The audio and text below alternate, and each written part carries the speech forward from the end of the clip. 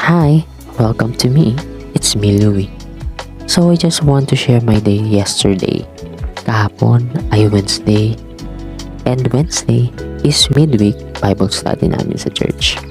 As one of multimedia member, it's our part na magpagamit sa gawain ng Panginoon hindi lamang sa araw ng linggo.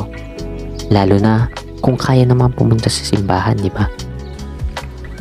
At syempre, add na lang yung gampanin natin sa ministeryo dahil dapat ang goal natin ay makarinig ng salita ng Lord.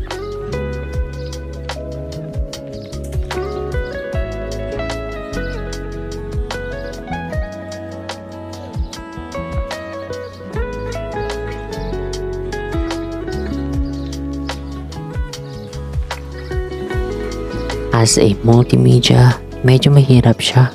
Need ng critical thinking at minsan at the moment may iinis ka, mababawasan ng iyong pasensya kasi ayaw makisama ng ginagamit mo.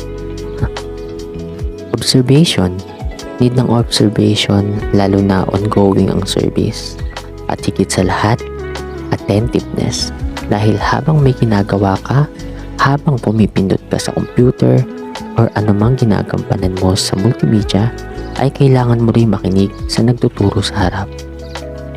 Pero sa totoo lang, hindi ko naman din kaya na gawin to. Pero thank God because He always guides me. Lagi siyang nagbibigay ng sagot in every small things. Siguro sa iba maliit na bagay lang at ang cringe pakinggan, pero lagi nating tatandaan na malaki man o maliit sa mata natin ang ginagawa ng Diyos, matuto tayo magpasalamat sa Kanya. Ang lahat ng bagay ay mula sa Kanya.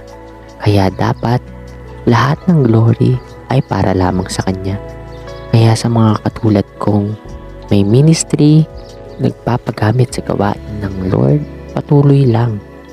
Nakikita ni Lord lahat ng ginagawa natin para sa Kanya.